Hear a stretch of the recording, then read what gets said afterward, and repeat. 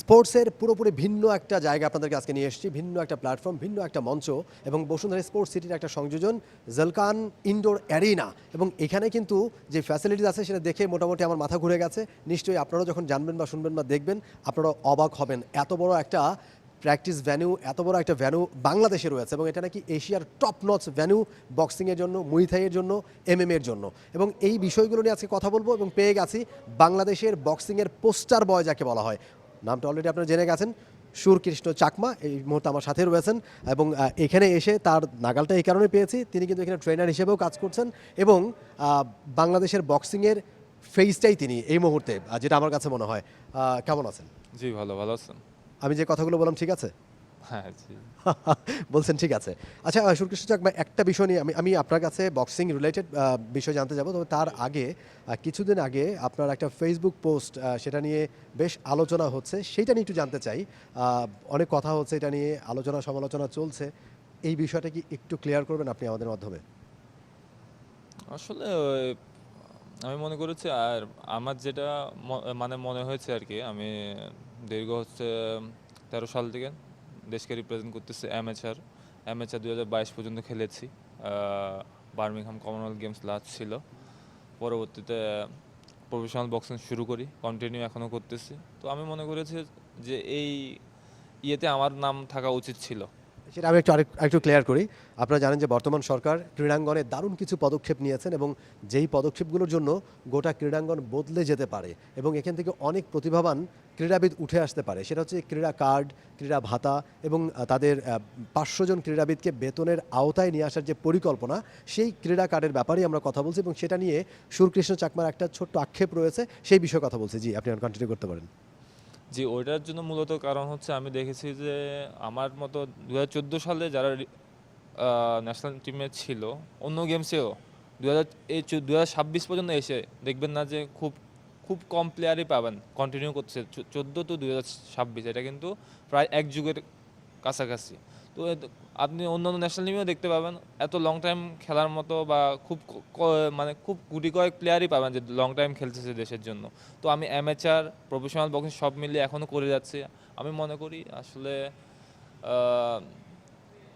এই সুবিধাটা যদি আমি পেতাম, অবশ্যই আমি আরও নিজেকে ডেভেলপমেন্টের কাজে মানে লাগা- আহ, মানে কাজে লাগাতে পারতাম আর কি। এটা কারণ আপনার একটা আমাদের যে প্রফেশনাল বক্সিংয়ের যে আমাদের যে দৈনন্দিন যে একটা ফিনান্সিয়াল বিষয় আছে, যে আপনার হায়ার ট্রেনিং লাগে, হায়ার নিউট্রিশন লাগে, হায়ার রিকভারি লাগে, এগুলোর জন্য কিন্তু আপনার একটা ফিনান্স দরকার হয়।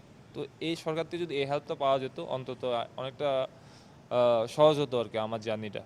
আপনার কথা যুক্তি রয়েছে, কিন্তু এখানে আরেকটা কথা রয়েছে, যেমন সরকার যেমনটা বলছে, সবশেষ যারা অ্যাচিভমেন্ট যাদের রয়েছে, যারা ইন্টারন্যাশনাল অ্যারেনাতে গিয়ে যারা সাকসেস পেয়েছে, যেহেতু সবাইকে দেওয়া সম্ভব নয়, 500 জনকে তারা সিলেক্ট করেছে এবং এই 500 জনের মধ্যে যারা যারা গত এক বছরে সাকসেস নিয়ে এসছে দেশের জন্য, তাদেরকে সিলেক্ট করা হয়েছে। সেই জায়গায় কি আপনার কোনো কমপ্লেইন আছে কিনা? সেই জায়গায় আমার তো 2025 সালে আমি থাইল্যান্ডে ইন্টারন্যাশনাল কম্পিটিশন জয়লাভ করি। লাস্ট ওই বছরই 2টা গেমস করি চায়নাতে, যেটা WBC এশিয়া, যেটা এশিয়ার বাংলাদেশে কোনো ফাইটার ওভাবে হয়তো বা কন্টেন্ডার হিসেবে ওভাবে ডাক পায় না এখনো এশিয়ার WBC টাইটেলের জন্য। আমি কিন্তু চায়নাতে গিয়ে গতবার খেলে আসছি, যদিও জিততে পারি না, কিন্তু এটা বাংলাদেশের বক্সার জন্য সবচেয়ে বড়, মানে প্রফেশনাল বক্সারদের জন্য সবচেয়ে বড় মনে করি হিউজ একটা পোটেনশিয়াল, যে গ্লোবাল স্টেজে যে বাংলাদেশের প্লেয়াররাও ডাক পাচ্ছে, এটা কিন্তু আমার মাধ্যমে জানান দেওয়া হয়ে গেছে। ওকে, এটাও একটা বড় অ্যাচিভমেন্ট। যেমন জুনিয়র হকি টিমটা যারা ওয়ার্ল্ড কাপে খেলেছে, তারা তো আর শিরোপা জিততে পারেনি, কিন্তু তাদের ওখানে গিয়ে প্রোগ্রেস ছিল, তারা ভালো করেছে, দ্যাটস ওয়ে তারাও পেয়েছে। সেই ক্ষেত্রে আপনিও এটা দাবি করছেন যে আপনিও পেতে পারতেন, কিন্তু কি কারণে পেলেন? আপনার কাছে কি মনে হয়, ফেডারেশনের অসহযোগিতা, নাকি হয়তো কোনো কারণে আপনি বাদ পড়ে গেছেন?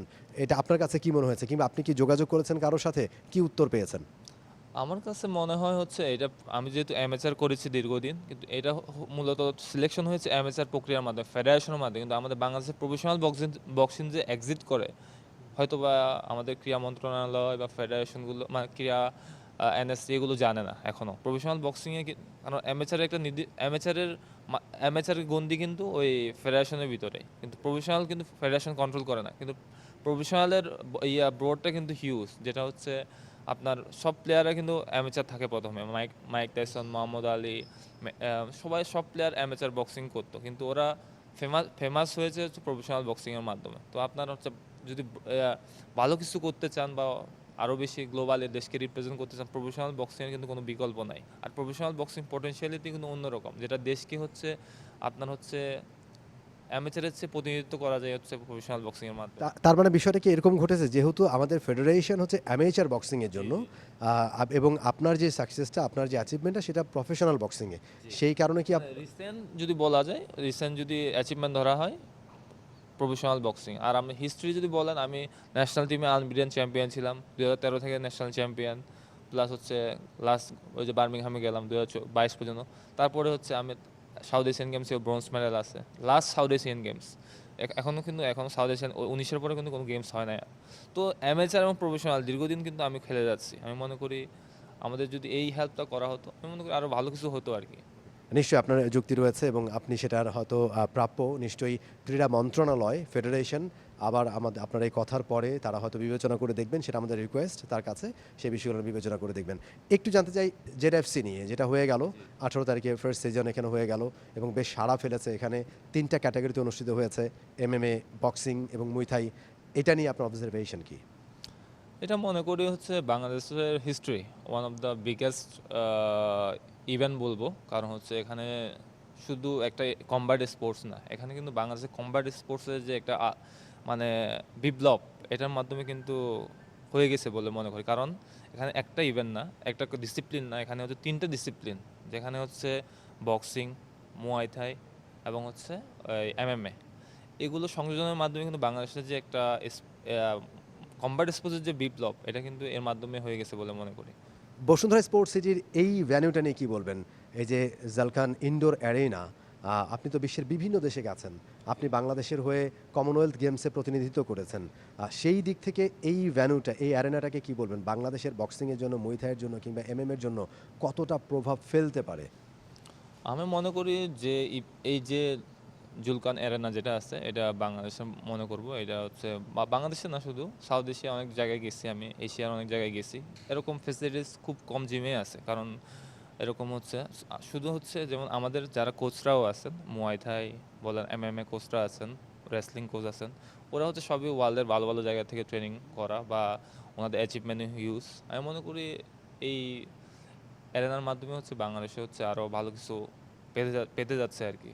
তার মানে হচ্ছে আমরা যদি ভালো কোচ পাই, তাহলে আমাদেরকে আর বিদেশমুখী হতে হবে না। ভালো ট্রেনিংয়ের জন্য হয়তো থাইল্যান্ডে কিংবা সিঙ্গাপুরে বা মালয়েশিয়ায় যাওয়ার চিন্তা করেন অনেকে। এইখানে এই জালকান ইনডোর এরেনাতে, বসুন্ধরা স্পোর্টস সিটিতে যে ধরনের ফ্যাসিলিটিস রয়েছে, এখন আর বক্সাররা চিন্তা করবে না যে বিদেশে গিয়ে ট্রেনিং করতে।